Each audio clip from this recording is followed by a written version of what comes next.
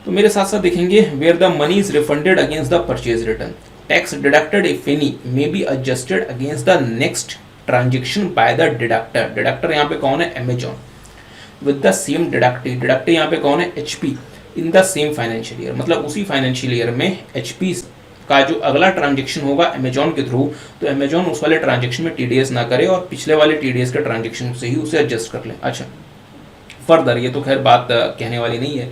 Further the tax deducted and deposited will be allowed as credit to the seller. और जो Amazon जो HP के payment पे tax को डिडक्ट करके सरकार को जमा कर रहा है, इसका टैक्स क्रेडिट किसको मिलेगा? बट ऑब्वियसली बात है साहब, एचपी को मिलेगा, बिकॉज एचपी के ही पैसे से तो अमेजॉन उस टैक्स को जमा करके सरकार को जमा कर रहा है, तो उस पर टैक्स क्रेडिट का राइट किसका है? एचपी का है। अच्छा, दूसरा, सर एचपी ने मुझे पैसे वापस नहीं किए, बट मुझे नया कंप्यूटर ही रिप्लेस करके दे दिया। तो चूंकि आपको नया प्रोडक्ट रिप्लेस करके मिल चुका है, तो फिर आपका तो टीडीएस उसी में एडजस्ट हो गया, तो यहाँ पे फर्दर किसी टीडीएस की रिक्वायरमेंट, एडजस्टमेंट की रिक्वायरमेंट नहीं है। अच्छा, देखेंगे when goods are replaced by the seller against the purchase return। तो अगर लेट्स से गुड्स को अगर रिप्लेस कर दिया गया तो no adjustment is required, as in that case the transaction on which the tax was deducted has been complied with the goods replaced। जो goods आपने रिप्लेस किया है उस पे 194 का जो ट्रांजेक्शन है वो एडजस्ट हो गया। मैंने एचपी से कंप्यूटर परचेज किया और उस कंप्यूटर को रिप्लेस करके मैंने अगला कंप्यूटर ले लिया, तो इस वाले ट्रांजेक्शन को चूंकि पहले वाले ट्रांजेक्शन के कंपनसेशन के रूप में देखा गया था, इसलिए यहाँ पे टीडीएस के एडजस्टमेंट की रिक्वायरमेंट नहीं है, बिकॉज पहले वाला जो टीडीएस था वो इस वाले ट्रांजेक्शन के साथ एडजस्ट हो गया। अच्छा, ध्यान दीजिएगा, लास्ट जो पॉइंट है साहब वो है डिस्काउंट का क्या होगा। तो अगेन सिंपल सी बात आपको याद रखनी है, 194 का जो टीडीएस होता है डियर, वो हमेशा इनवॉइस वैल्यू पे होता है। वो हमेशा किस पे होता है? इनवॉइस वैल्यू पे। अगर डिस्काउंट एक्चुअल सेलर ने दिया है तो वो उस वाले डिस्काउंट को अपने इनवॉइस में से माइनस करके दिखाता है। तो लेट्स से कि मैंने एचपी से कोई कंप्यूटर परचेज करना है जिसका मान लीजिए कि प्राइस है 1 लाख रुपए, बट इसमें मुझे एचपी 30% का डिस्काउंट ऑफर करता है 30,000 रुपए। तो एचपी जो मुझे इनवॉइस इशू करेगा साहब वो 70,000 का करेगा। एचपी जो मुझे इनवॉइस इशू करेगा वो 70,000 का करेगा। तो यहाँ पे जो टीडीएस करना है 194 का वो 70,000 पे करना है, being the amount of invoice. तो अगर कोई डिस्काउंट एक्चुअल सेलर देता है तो उस वाले डिस्काउंट को वो अपने इनवॉइस में एडजस्ट करके दिखाता है। तो जो भी डिस्काउंटेड प्राइस ऑफ इनवॉइस होगा उसे ही एक्चुअल सेल्स प्राइस माना जाएगा, उसे ही ग्रॉस अमाउंट ऑफ सेल्स माना जाएगा for the purpose of 194 TDS. अच्छा, तो मेरे साथ साथ देखेंगे, where the discount is given by the seller himself, the seller would reduce the price of product sold or services provided. For example, if the label price of the product is 100 rupees and the seller offers a discount of rupees 10, rupees 90 will be receivable from the buyer. In this case the seller will invoice the buyer rupees 90 and the TDS has to be made on rupees 90। तो सब 90 rupees पे TDS करना है। अच्छा, but बहुत बार क्या होता है डियर कि एक्चुअल सेलर जो है वो डिस्काउंट नहीं देता। जो प्लेटफॉर्म्स होते हैं वो बायर को इनकरेज करने के लिए या अपने साथ एसोसिएट रखने के लिए डिस्काउंट ऑफर करते हैं। जैसे फॉर एग्जांपल मान लीजिए कि मैं एचपी का प्रोडक्ट परचेज करता हूँ 1 लाख रुपए का, बट एचपी ने इसमें कोई भी तरीके का डिस्काउंट नहीं दिया। अमेजॉन ने अपने तरफ से 2,000 रुपए का डिस्काउंट दिया है। अमेजॉन ने अपनी तरफ से 2,000 रुपए का डिस्काउंट दिया, तो मैं अमेजॉन को पे करूंगा 98,000 रुपए, बट अमेजॉन एचपी को जो इनवॉइस डील करेगा वो 1 लाख रुपए पे करेगा। क्योंकि यहाँ पे जो डिस्काउंट दिया जा रहा है वो एक्चुअल सेलर के थ्रू नहीं दिया जा रहा, प्लेटफॉर्म के थ्रू दिया जा रहा है, और एक्चुअल सेलर जो है उसको प्लेटफॉर्म के द्वारा दिए जाने वाले डिस्काउंट से कोई लेना देना नहीं होता। एचपी को इस बात से मतलब नहीं है कि अमेजॉन उसके प्रोडक्ट को आगे कितने का सेल कर रहा है, बिकॉज एचपी ने जो इनवॉइस किया है एचपी तो अमेजॉन से उसी इनवॉइस से डील करेगा। क्या मेरी बात समझ पाए? तो ऐसे केस में जहां पे जो डिस्काउंट है वो प्लेटफॉर्म ऑफर कर रहा है, एक्चुअल सेलर ऑफर नहीं कर रहा, तो एक्चुअल सेलर का जो इनवॉइस वैल्यू होगा उसे ही क्रॉस अमाउंट ऑफ सेल्स मान के उस पर टीडीएस करना पड़ेगा। तो मेरे साथ साथ देख लें, इस वाले केस में क्या हुआ, जिस पर्सन ने प्रोडक्ट सेल किया वो 100 रुपीज का सेल किया, बट बायर साइड ईसीओ ने अपनी तरफ से 10 रुपए का डिस्काउंट ऑफर कर दिया। इस केस में जो प्रोडक्ट को सेल कर रहा है सेलर, उसने इनवॉइस 100 रुपीज का किया, तो यहाँ पे जो ग्रॉस अमाउंट ऑफ सेल्स होगा डियर वो अगेन 100 रुपीज होगा, क्योंकि जो इनवॉइस है वो 100 रुपीज का जा रहा है। 10 रुपए का जो डिस्काउंट है वो बायर साइड ईसीओ ने अपनी तरफ से दिया है, तो वो ग्रॉस अमाउंट ऑफ सेल्स में माइनस नहीं होगा। तो मेरे साथ साथ देख लें, in the above case the price quoted by the seller is 100 and buyer ECU gives a discount of rupees 10, अच्छा, will be collected from the buyer, अच्छा, and the buyer ECU will pay। तो मुद्दे वाली बात क्या है, the invoice on the buyer will be raised on rupees 100 and tax therefore will be deducted by the seller side ECU on rupees 100 which is the gross amount of sales।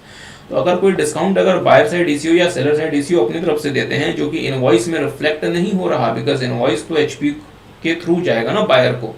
ध्यान दीजिएगा, मैंने कोई प्रोडक्ट एचपी से purchase किया तो साहब मुझे जो इनवॉइसिंग होगी वो तो एचपी से होगी, हाँ वो अमेजॉन के थ्रू होगी बट होगी तो एचपी से। तो चूंकि इनवॉइसिंग मुझे एचपी से हो रही है और इस एचपी के जो इनवॉइस में कोई ये मतलब डिस्काउंट रिफ्लेक्ट नहीं हो रहा, इसलिए जो एचपी की जो इनवॉइस की वैल्यू होगी उस पर ही टीडीएस बनेगा 194 का, उसे ही ग्रॉस अमाउंट ऑफ सेल्स माना जाए। अच्छा, असेसमेंट प्रोसीजर मेकिंग, अच्छा manner of making pan inoperative, तो थोड़ा सा ध्यान दीजिएगा, इसके बारे में थोड़ी सी बात करते हैं। ध्यान दीजिएगा डियर, जब भी आपको टीडीएस वगैरह करना होता है, जब भी आपको टीडीएस वगैरह करना होता है, आपको 2-3 बातों का ध्यान रखना पड़ता है। ध्यान दीजिए, मान लीजिए कि you are the payer of certain sum, मान लीजिए कि आप कोई सम पे कर रहे हैं जिसपे जो कि मतलब जिसपे जो है वो टीडीएस बनता है, मतलब जिसपे आपको टीडीएस करना है। तो टीडीएस करने से पहले आपको रेसिपिएंट की या पेई की कुछ बातों का ध्यान रखना पड़ेगा। जैसे साहब कि आपको उस पेई का पैन कलेक्ट करना पड़ेगा, पेई से उसका पैन लेना पड़ेगा। दूसरा देखना पड़ेगा कि पेई का आईटीआर फाइलिंग स्टेटस क्या है। सर ऐसा क्यों? अगर आपने पेई से पेई का पैन नहीं लिया तो सेक्शन 206AA अट्रैक्ट हो जाएगा, और सेक्शन 206AA क्या बोलता है कि अगर पेई ने अपना पैन वगैरह नहीं दिया तो उस केस में जो टीडीएस होगा वो हायर अमाउंट पे होगा। तो जैसे मान लीजिए कि मैंने अपने ऑफिस में कोई कंस्ट्रक्शन का काम करवाया जिसपे 194C का टीडीएस बनता है 1% से, बट सामने वाली पार्टी ने मीन्स कॉन्ट्रैक्टर ने यदि अपना पैन मुझे अपना पैन नहीं दिया तो उस केस में रेट ऑफ टीडीएस क्या होगा, ध्यान दीजिएगा। The rate specified in the relevant provision 194C बोलता है 1%, रेट ऑफ फोर्स का इसमें कोई पंगा नहीं है, एट द रेट ऑफ 20%। तो मुझे उस केस में 1% की जगह 20% का टीडीएस करना पड़ेगा 194C में। तो लेट से मान लीजिए कि मैंने किसी इंडिविजुअल कॉन्ट्रैक्टर को अपने ऑफिस का कोई मतलब कुछ काम दिया और मुझे लेट से उसको 1 लाख रुपए पे करने हैं, तो मुझे उस पर 1% का टीडीएस बनता है 194C में। बट यदि उस कॉन्ट्रैक्टर ने मुझे अपना पैन फर्निश नहीं किया तो सेक्शन 206AA एप्लीकेबल हो जाएगा और मुझे 20% का टीडीएस करना पड़ेगा। और लेट से मैं 20% का टीडीएस ना करके सिर्फ 1% पे टीडीएस करता हूँ 194C के हिसाब से, तो उस केस में डिपार्टमेंट जो है मुझे बोल सकता है कि आपने शॉर्ट टीडीएस किया है, इसलिए जो बाकी पैसा है वो डिपार्टमेंट मुझसे रिकवर कर सकता है बीइंग द असिस्टेंट डिफॉल्ट, और मुझे असिस्टेंट डिफॉल्ट बना सकता है। प्लीज ध्यान दीजिए, तो टीडीएस करने से पहले 194C में जो रेट ऑफ टीडीएस है वो तो मुझे पता होना ही चाहिए। साथ में मुझे ये भी देखना पड़ेगा कि जो पेई है जिसके पैसे पे मुझे टीडीएस करना है वो मुझे अपना पैन फर्निश करता है या नहीं करता। दूसरा मुझे देखना पड़ेगा कि वो आईटीआर अपना फाइल करता है या नहीं करता। अगर वो अपना आईटीआर फाइल नहीं करता तो उस केस में सेक्शन 206AB एप्लीकेबल हो जाएगा, और अगर 206AB एप्लीकेबल हो गया तो रेट ऑफ टीडीएस फिर बढ़ जाएगा। और अगर मैं सेम एग्जांपल में आईटीआर वाला केस देखूं तो रेट क्या है 194C का 1%, रेट ऑफ फोर्स है कुछ नहीं एट द रेट 5%। तो इस केस में जो रेट ऑफ टीडीएस बनेगा वो 5% बनेगा। बट सर यहाँ पे फिर 5% बनेगा या 20% बनेगा, तो यहाँ पे आगे क्या लिखा हुआ है, अगर किसी ट्रांजेक्शन में दोनों ही एप्लीकेबल हो जाएं, मतलब 206AA और 206AB दोनों ही एप्लीकेबल हो जाएं, तो उस केस में जो टीडीएस करना है आपको, ध्यान दीजिएगा, उस केस में आपको जो टीडीएस करना है वो दोनों में से जो हायर रेट है उस पे करना है, मतलब 206AB या AA में जो हायर रेट है। तो साहब इस केस में कॉन्ट्रैक्टर ने ना तो अपना पैन मुझे दिया ना वो आईटीआर फाइल करता है, तो मुझे 206AA 20% के रेट पे टीडीएस करना पड़ेगा। ठीक बात है। अच्छा, तो चलिए फिर टाइम पास नहीं करते, जब भी मुझे टीडीएस करना है मुझे 2 बातों का ध्यान रखना है। पहला क्या कि मैं पेई से उसका पैन ऑब्टेन कर लूँ और साथ में चेक करूँ कि उसका आईटीआर फाइलिंग स्टेटस क्या है। बात सिर्फ यहाँ खत्म नहीं होती। तीसरा बहुत इंपॉर्टेंट मुझे क्या देखना पड़ेगा कि मैंने जो पेई का पैन ऑब्टेन किया है क्या वो पैन ऑपरेटिव है भी या नहीं।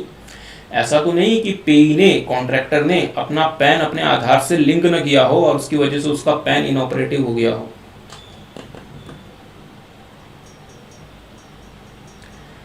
ऐसा तो नहीं साहब कि पेई ने अपना पैन आधार से लिंक न किया हो और उसकी वजह से उसका पैन इनऑपरेटिव हो गया हो। सर अगर पेई ने आधार से अपना पैन लिंक नहीं किया तो उसमें आपका क्या दोष, आपका दोष है डियर।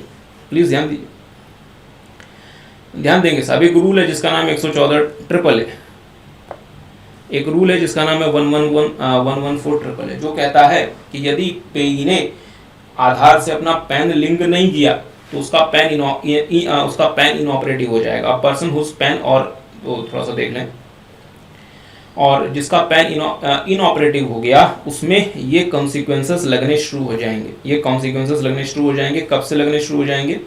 ये कॉन्सिक्वेंसेस लगने शुरू हो जाएंगे 1 जुलाई 2023 से। क्या क्या कॉन्सिक्वेंसेस हैं सर? आपका अगर इनकम टैक्स में कोई रिफंड बनता है वो रिफंड आपको नहीं मिलेगा, इंटरेस्ट ऑन रिफंड नहीं मिलेगा। अच्छा, ये बातें तो चले होंगी। मुद्दे वाली बात क्या है? जब भी उस पर्सन का टीडीएस होगा वो टीडीएस होगा 206 AA 206 AA में दिए गए रेट के हिसाब से, और जब भी उस पर्सन का टीसीएस होगा वो टीसीएस होगा 206C में दिए गए रेट के हिसाब से। मतलब मुद्दे वाली बात क्या है कि मैंने किसी कॉन्ट्रैक्टर से अपने ऑफिस में कोई रिपेयर वर्क कराया, 1 लाख रुपए मुझे उसे देने हैं, ठीक है। मैंने उसका पैन ऑब्टेन कर लिया, मैंने उसका आईटीआर फाइलिंग स्टेटस भी चेक कर लिया, बट यदि मैं ये कंफर्म नहीं करता कि उसका पैन उसके आधार से लिंक है या नहीं है, उस केस में मैंने वायलेशन कर दिया किसका? रूल 114 AAA का। सर आपने कैसे वायलेशन कर दिया? क्योंकि अगर रूल 114 AAA उस पर्सन पे अप्लाई करता है क्योंकि उसने अपना पैन आधार से लिंक नहीं किया, जिसकी वजह से उसका पैन इनऑपरेटिव हो गया, उस केस में मुझे, जब मैं उसे पेमेंट करूंगा तो मुझे जो टीडीएस करना पड़ेगा वो 206 AA के हिसाब से करना पड़ेगा। बट सर आपने तो उसका पैन ऑब्टेन कर लिया, तो आपने तो 206 AA को कंप्लाई कर दिया। डियर, मैंने 206 AA को कंप्लाई तो कर दिया, बट मैंने रूल 1114 AAA को कंप्लाई नहीं किया। सर जी ऐसा तो बिजनेस करना बहुत मुश्किल है भारत देश में, क्या कर सकते हैं? You guys getting? तो मुद्दे वाली बात है, 3 चीजें आपको कंफर्म करनी पड़ेंगी। 3 चीजें क्या क्या? सामने वाली पार्टी का जिसके पेमेंट पे टीडीएस करना है उसका पैन सिर्फ ऑब्टेन ना करो, ये चेक करो कि उसका पैन ऑपरेटिव है कि नहीं, मतलब उसका आधार और पैन लिंक है या नहीं। अगर आधार और पैन लिंक नहीं है तो उसको बोलो कि यार अपना आधार पैन के साथ लिंक करवा ले, नहीं तो हायर रेट पे टीडीएस करना पड़ेगा मुझे। और दूसरा, उसका आईटीआर फाइलिंग स्टेटस चेक करो, ठीक बात है। और अगर ऐसा नहीं होता तो 1/7/2023 से ये कंसिक्वेंसेस लगने शुरू हो जाएंगे। अच्छा, तो हुआ क्या डियर? 1/7/2023 से ये कंसिक्वेंसेस लगने शुरू हो गए, बट लोगों ने इतना ज़्यादा इस चीज़ को कंसिडर नहीं किया, जिसकी वजह से लोगों के पास शॉर्ट डिडक्शन ऑफ टीडीएस का नोटिस आना शुरू हो गया और उनको कहा गया कि आप असेसिंग इन डिफॉल्ट हैं। जैसे फॉर एग्जांपल मान लीजिए कि एबीसी लिमिटेड ने मिस्टर ए को, जो कि कॉन्ट्रैक्टर है, 10 लाख रुपए कॉन्ट्रैक्ट चार्जेस पे करना है, जिसपे 194C के हिसाब से टीडीएस होना है और 194C का रेट है 1%। एबीसी लिमिटेड ने मिस्टर ए का पैन ऑब्टेन कर लिया, साथ में इसका आईटीआर फाइलिंग स्टेटस भी चेक कर लिया, दोनों ओके है, बट ये चेक नहीं किया कि मिस्टर ए का पैन ऑपरेटिव है या नहीं है। और अगर ये ऑपरेटिव अगर नहीं है तो 1/7/2023 ऑनवर्ड्स जो पेमेंट होगी उस पे हमेशा 206 AA के हिसाब से ही टीडीएस बनता है। मिस्टर एबीसी लिमिटेड को इस बात का ध्यान रखना चाहिए, बट एबीसी लिमिटेड ने इस बात का ध्यान नहीं रखा और मिस्टर ए को पेमेंट करते टाइम 10 लाख पे 1% का टीडीएस कर लिया, जबकि कितने का टीडीएस बनता था? 206 AA के हिसाब से 20% का टीडीएस बनता था। रूल 114 रूल 114 AAA के हिसाब से 20% का टीडीएस बनता था, बट एबीसी लिमिटेड ने यहाँ पे सिर्फ 1% का टीडीएस किया। तो हुआ क्या? इसकी वजह से डिपार्टमेंट ने एबीसी लिमिटेड को शॉर्ट टीडीएस का नोटिस भेज दिया और एबीसी को बोला कि you are assessing in default साहब, बाकी पैसा आप गेटिंग। तो एबीसी के लिए तो बहुत परेशानी वाली बात है। तो एबीसी ने कहा कि, और एबीसी जैसे लाखों असेसीज के पास शॉर्ट डिडक्शन ऑफ टीडीएस का नोटिस आ गया डिपार्टमेंट की तरफ से और सबको असेसिंग डिफॉल्ट मान लिया गया, सबके ऊपर इंटरेस्ट और पेनल्टी प्रोविजंस या पेनल्टी प्रोसीडिंग्स इनिशिएट कर दिए गए। तो लोगों ने जब डिपार्टमेंट को रिप्रेजेंट किया कि माई बाप ये क्या कर रहे हो, फिर हम अपना बिजनेस कैसे करेंगे, तो डिपार्टमेंट ने कहा ठीक है हम आपको शॉर्ट टाइम विंडो देते हैं बचने के लिए। क्या? इन्होंने एक नोटिफिकेशन इंट्रोड्यूस किया, जो मतलब एक मतलब सर्कुलर लेकर आए, जो कि अमेंडमेंट है बेसिकली। ये बातें तो आपकी बुक में ऑलरेडी हैं, ये अमेंडमेंट है।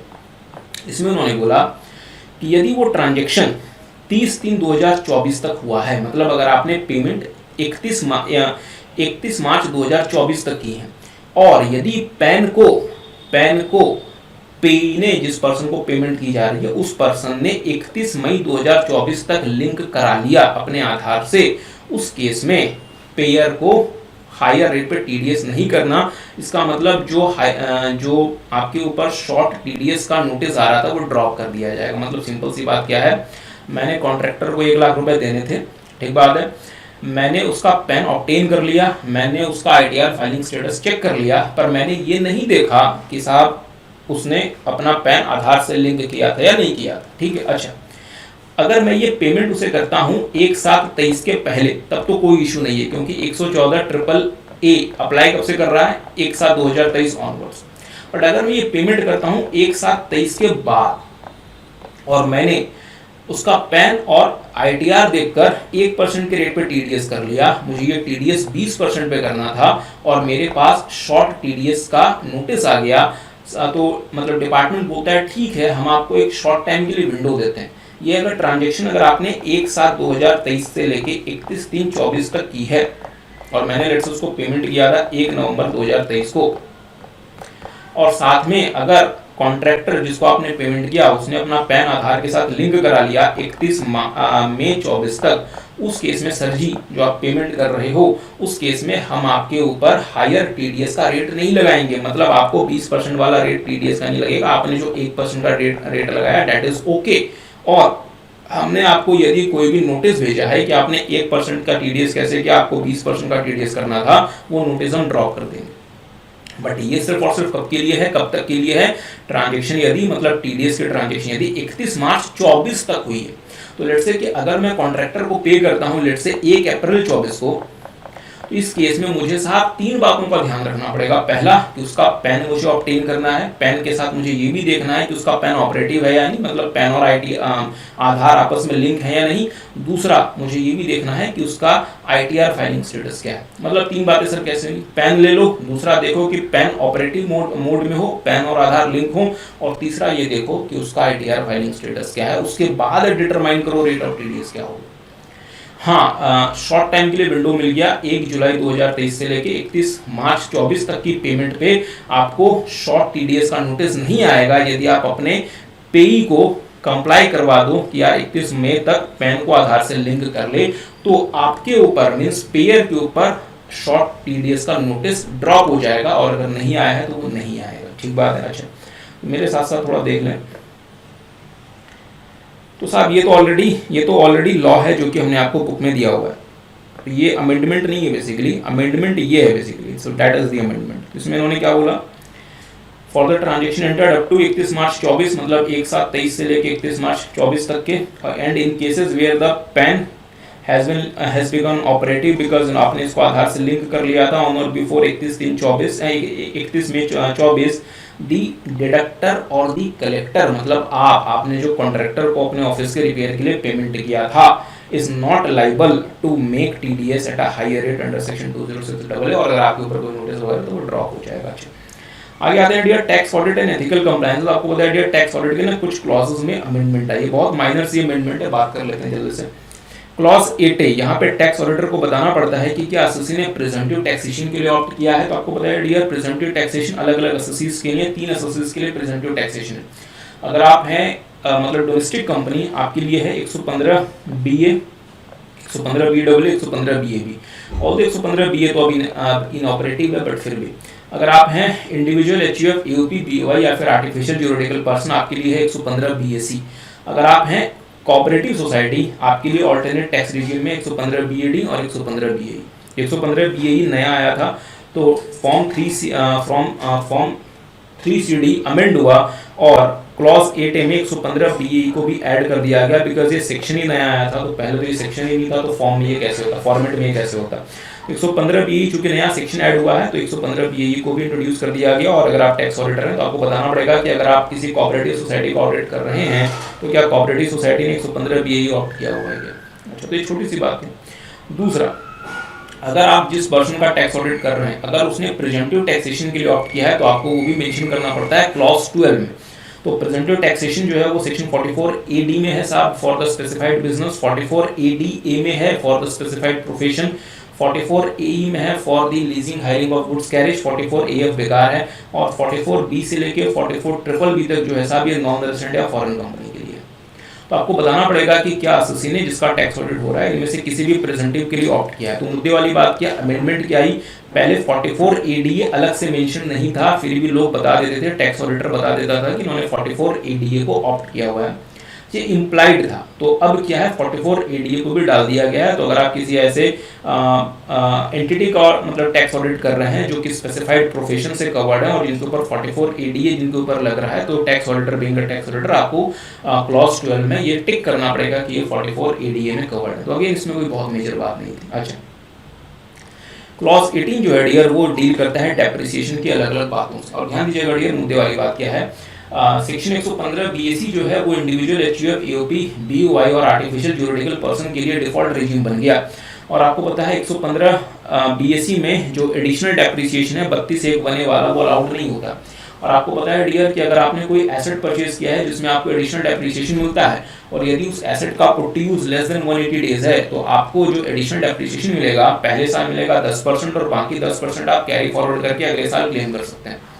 But let's say previous year 22-23 में आपने कोई एसेट परचेज किया जिसपे आपको एडिशनल डेप्रिसिएशन मिलना था 10% के रेट पे, मतलब 20% के रेट पे, बट आपने एसेट को पुट टू यूज किया था लेस देन 180 डेज, तो 10% का एडिशनल डेप्रिसिएशन आपका कैरी फॉरवर्ड हो जाएगा जो आपको अगले साल मिलेगा। बट 23-24 प्रीवियस ईयर 23-24 में आप 115 बीएसी में आ गए तो आप एडिशनल डेप्रिसिएशन को क्लेम नहीं कर सकते। तो ऐसे केस में जो 10% का आपको अनअलाउड एडिशनल डेप्रिसिएशन का अलाउंस है वो आपके WDV ऑफ एसेट में ऐड हो जाता है। ये बात तो पहले भी हमें पता थी। तो टैक्स ऑडिटर को यही बात बतानी पड़ेगी कि जो क्लाइंट है क्या उसके साथ ऐसा कुछ है कि 23-24 से वो 115 बीएसी रिजीम में आ गया और 23-24 के पहले उसका 10% का एडिशनल डेप्रिसिएशन का अलाउंस बचता है। तो अगर बचता है तो 115 बीएसी रिजीम में आने के बाद 1/4/2023 को जो उसके एसेट्स का WDV है वो उस 10% के अलाउंस से बढ़ जाएगा। ठीक, अच्छा, तो ये बात आपको वहाँ पे मेंशन करनी पड़ेगी। अच्छा, the WDV as on 1/4/2023 will be increased by the unabsorbed additional depreciation not allowed to be set off. अच्छा, तो ये भी छोटी सी बात थी। क्लॉज 19 में अगर आपको सेक्शन 35 में कुछ भी स्पेसिफिक डिडक्शन मिलता है उसकी जानकारी देनी पड़ती है तो सेक्शन 35 ABA को भी ऐड कर दिया गया जो कि पहले मेंशन नहीं था। तो सेक्शन 35 ABA डील करता है कि अगर आपने पे किया है कोई amount for obtaining the spectrum for the telecommunication services, अगर आप स्पेक्ट्रम फीस पे करते हैं तो उसका आपको अमोर्टाइजेशन अलाउड होता है एज पर सेक्शन 35 ABA। तो सेक्शन 35 ABA में आपको कितना अलाउंस मिला है, डिडक्शन मिला है, उसकी जानकारी आपको क्लॉज 19 में बीइंग अ टैक्स ऑडिटर आपके क्लाइंट को कितना वो अलाउड हुआ है वो मेंशन करनी पड़ेगी। सेक्शन 35 ABA पहले मेंशन नहीं था जो कि अब मेंशन कर दिया गया आज। क्लॉज 21A आपको बता दिया सेक्शन 37 अमेंड हुआ था इनकम टैक्स एक्ट का, तो सेक्शन 37 जो अमेंड हुआ था उसके ही लाइन में क्लॉज 21A अमेंड हुआ और यहाँ पे ना 3 नए एक्सपेंडिचर्स के बारे में जानकारी मेंशन कर दी गई जो कि टैक्स ऑडिटर को अपने क्लाइंट के बारे में बतानी पड़ेगी। अच्छा, तो देखेंगे मेरे साथ साथ क्लॉज 21A क्या बोलता है, please furnish the details of amounts debited to P&L account being in the nature of capital expenditure. आपके क्लाइंट ने जिसका आप टैक्स ऑडिट कर रहे हैं उसने कैपिटल नेचर के एक्सपेंडिचर को कितना P&L में डेबिट किया उसकी जानकारी दें। ये पहले भी था, पर्सनल एक्सपेंडिचर उसने कितना P&L बिजनेस की P&L में चार्ज किया उसको बताएं। किसी भी मतलब पॉलिटिकल पार्टी को एडवर्टाइजमेंट के फॉर्म में कितना पैसा लगा दिया उसकी जानकारी दें। अच्छा, क्लब्स वगैरह में कितना पैसा लगा दिया उसकी जानकारी दें। और 3 नई चीजें क्या क्या आ गई, एक्सपेंडिचर जो उन्होंने किया है for a purpose which is an offence और प्रोहिबिटेड बाय लॉ, मतलब किसी ऐसे पर्पस के लिए कोई एक्सपेंडिचर कर दिया जो गैर कानूनी है या कानून में जिसको प्रोहिबिट किया गया है या कोई उन्होंने पेनल्टी वगैरह पे की है for violation of any law. तो अगर आपका क्लाइंट है जिसका आप टैक्स ऑडिट कर रहे हैं, लेट्स उन्होंने इनकम टैक्स एक्ट में पेनल्टी पे की या फिर GST में अगर कोई पेनल्टी वगैरह पे की जिसको उन्होंने P&L बिजनेस के P&L अकाउंट में डेबिट किया, बिकॉज कंपनीज एक्ट के हिसाब से आप अपना P&L बनाते हैं उसमें तो ये चीजें अलाउड, आपको उसमें ये चीजें मना ही नहीं है, बट इनकम टैक्स एक्ट में ये चीजें मना है। तो आपने उस P&L अकाउंट में कितना पैसा पेनल्टी के नाम का डेबिट किया हुआ है या किसी ऐसे ऑफेंस के लिए किया हुआ है या किसी ऐसे पर्पस के लिए किया हुआ है जो कि ऑफेंस है या फिर प्रोहिबिटेड अंडर लॉ, वो बीइंग अ टैक्स ऑडिटर आपको मेंशन करके देना पड़ेगा। ठीक बात है। दूसरा, expenditure incurred to compound an offence under any law. तो अगर आपने किसी भी ऑफेंस में किसी भी इशू को कंपाउंड करने के लिए कोई पेमेंट की है वो अगर आपने P&L में डेबिट किया तो उसकी जानकारी टैक्स ऑडिटर को क्लॉज 21A में मेंशन करनी पड़ेगी। तीसरा, अगर आपने कोई एक्सपेंडिचर किया है और इस एक्सपेंडिचर के थ्रू आपने कोई भी बेनिफिट या मतलब परक्विजिट प्रोवाइड किया है किसी भी ऐसे मतलब पर्सन को जिसके लिए वो बेनिफिट या फिर परक्विजिट ऑब्टेन करना किसी भी लॉ के अगेंस्ट है। मतलब मुद्दे वाली बात क्या है कि यदि आपने डॉक्टर्स को या मेडिकल प्रोफेशनल्स को कोई भी बेनिफिट या फिर मतलब परक्विजिट्स दिया है जो कि मेडिकल प्रोफेशन जो कि इंडियन मेडिकल लॉज के हिसाब से, इंडियन मेडिकल रेगुलेशंस के हिसाब से डॉक्टर्स के लिए लेना अलाउड नहीं है, तो बीइंग अ टैक्स ऑडिटर अगर आपका क्लाइंट ऐसा कोई भी पेमेंट करता है तो आपको क्लॉज 21A में उसे मेंशन करके बताना पड़ेगा। क्लॉज 22 में आते हैं dear, amount of interest inadmissible under section 23 of micro small and medium enterprises. आपको बता डियर, अगर आप micro small and medium enterprises की एंटिटीज को टाइम से पेमेंट नहीं करते और उसमें अगर कोई इंटरेस्ट वगैरह पे करते हैं तो वो आपको इनकम टैक्स पर्पसेस के लिए उसका डिडक्शन नहीं मिलता। तो ये तो एक था ही था। बट एक और नई चीज आ गई, आपको बताया सेक्शन 43 में, जो कहती है कि अगर आप माइक्रो और स्मॉल एंटरप्राइजेस का जो मतलब आप अगर माइक्रो या फिर स्मॉल एंटरप्राइजेस का payment with in the given time limit नहीं करते तो वो पेमेंट भी आपको डिसअलाउड हो जाता है। तो आपको उसकी भी जानकारी आपके क्लाइंट की, इसकी भी जानकारी आपको सेक्शन 43B वाला जो डिसअलाउंस है वो भी अब आपको टैक्स ऑडिट रिपोर्ट के फॉर्म 3CD के क्लॉज नंबर 22 में मेंशन करनी पड़ेगी। अच्छा, लास्ट में देख लें जो भी ब्रॉड फॉरवर्ड लॉसेस वगैरह जो होते हैं, क्योंकि अगर आपने ऑल्टरनेट टैक्सेशन रिजीम वगैरह ऑप्ट किया उससे रिलेट करते हैं, वो आपको मेंशन करके देना पड़ेगा क्लॉज 32A में। इसमें 115 BAE को भी इंट्रोड्यूस कर दिया गया, क्योंकि 115 BAE फाइनेंस एक्ट 2023 में इंट्रोड्यूस किया था। अच्छा, तो चलिए साहब, टैक्स ऑडिट में कोई बहुत मेजर चीज़ें नहीं थी, बट हाँ टैक्स ऑडिट में एक ही इंपॉर्टेंट था क्लॉज 21A। तो क्लॉज 21A में 3 नए एक्सपेंडिचर्स की रिपोर्टिंग भी यहाँ पे मैंडेटरी कर दी गई जो पहले नहीं थी। अच्छा, लास्ट में है नॉन रेसिडेंट टैक्सेशन। ध्यान दीजिएगा, नॉन रेसिडेंट टैक्सेशन में हमने आपके साथ पहली बात की थी, सेक्शन 10(4)G क्या कहता है कि अगर आप एक नॉन रेसिडेंट हैं और अगर आप इंडिया में IFSC में किसी भी ऑफशोर बैंकिंग यूनिट में अपना अकाउंट ओपन करते हैं, अगर आप एक नॉन रेसिडेंट हैं और इंडिया में IFSC में किसी भी बैंकिंग ऑफशोर बैंकिंग यूनिट में अपना अकाउंट ओपन करते हैं और किसी भी पोर्टफोलियो मैनेजर की सर्विसेज लेते हैं और वो पोर्टफोलियो मैनेजर आपके लिए पोर्टफोलियो ऑफ सिक्योरिटीज या फाइनेंशियल प्रोडक्ट्स या फंड्स को मैनेज करता है या फिर एडमिनिस्ट्रेट करता है, तो उससे जो इनकम होती है वो इनकम आपकी नॉन रेसिडेंट की इंडिया में एग्जेम्प्ट हो जाएगी, प्रोवाइडेड कि वो इनकम जो है वो इंडिया के बाहर अगर अराइज होगी और वो इंडिया में डीम टू अगर अराइज नहीं हुई। चलिए ज़्यादा मतलब डिटेल में नहीं जाते, तो पोर्टफोलियो मैनेजर के थ्रू अगर आपने ये सर्विसेज ली हैं तो आपको एग्जम्पशन मिल जाएगी being a non resident under section 10(4)G। अच्छा, अब यार आपको पता है पोर्टफोलियो मैनेजर्स बहुत बड़े बड़े पोर्टफोलियो मैनेजमेंट फॉर्म्स बन गई हैं, बहुत बड़े बड़े पोर्टफोलियो मैनेजमेंट प्लेटफॉर्म्स बन गए हैं और इंडिविजुअल लोगों के लिए पोर्टफोलियो मैनेजमेंट में जाना इतना आसान नहीं होता। तो ये बेनिफिट जो है कुछ छोटे मतलब कुछ और लोगों को भी एक्सटेंड कर दिया गया थ्रू नोटिफिकेशन। ध्यान दीजिएगा, सो ये बेसिकली अमेंडमेंट है। बेसिकली यहाँ पे क्या कह दिया गया, देखेंगे, income received by non resident from any activity of investment in any financial product, ये इंपॉर्टेंट नहीं, मुद्दे वाली बात क्या है, in accordance with the contract between such non-resident and a capital market intermediary being a unit of an IFSC will be exempt। मतलब अगर आप एक नॉन रेसिडेंट हैं तो अगर आप पोर्टफोलियो मैनेजर से डील करते हैं, ध्यान दीजिए, अगर आप पोर्टफोलियो मैनेजर से डील करते हैं तो वो तो सेक्शन 10(4)G में पहले ही एग्जेम्प्ट था, आपकी इनकम पहले ही एग्जेम्प्ट थे।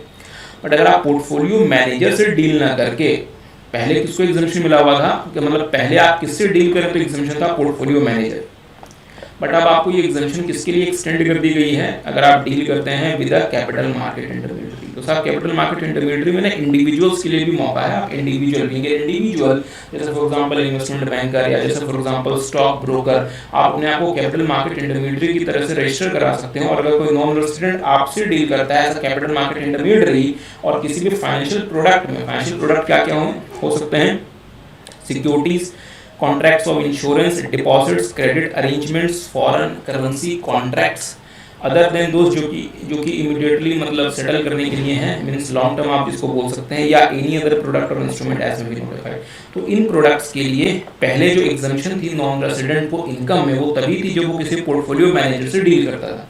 पोर्टफोलियो मैनेजर की तरफ से रजिस्टर कराने के लिए क्राइटेरिया बड़ा है, तो अब स्मॉल लोगों के लिए भी, अब छोटे लोगों के लिए भी एक नया क्राइटेरिया ओपन कर दिया गया जिसका नाम है कैपिटल मार्केट इंटरमीडियरी। तो आप कैपिटल मार्केट इंटरमीडियरी की तरफ से रजिस्टर्ड हो जाएं और नॉन रेसिडेंट अगर आपसे बीइंग कैपिटल मार्केट इंटरमीडियरी अगर आपसे डील करता है और इन चीज़ों के थ्रू अगर कोई इनकम अर्न करता है अपने ऑफशोर बैंकिंग यूनिट के अकाउंट में, तो नॉन रेसिडेंट के लिए वो इनकम एग्जेम्प्ट हो जाएगी अंडर सेक्शन 10(4)G। बट पहले ये बेनिफिट सिर्फ और सिर्फ किसके लिए कब था, जब नॉन रेसिडेंट जो है वो एक पोर्टफोलियो मैनेजर से डील करता है। बट अब ये एक्सटेंड किसको कर दिया गया है, अब ये एक्सटेंड कर दिया गया है to a capital market intermediary also. और क्या क्या फाइनेंशियल प्रोडक्ट्स आप being non resident capital market intermediary से डील कर सकते हैं, सिक्योरिटीज की investment, contract of insurance, deposits, credit arrangements, foreign currency contracts, other than दोस्त जो कि इमीडिएटली मतलब सेटल करने के लिए हैं, और एनी अदर नोटिफाइड प्रोडक्ट्स और इंस्ट्रूमेंट। अच्छा, तो डेयर हमने आपके साथ सारी चीज़ें इसमें कवर कर ली हैं। सो इसमें 2-3 अमेंडमेंट बहुत इंपॉर्टेंट है। एक तो आपका ये चैरिटेबल ट्रस्ट वाला, ये जो है वो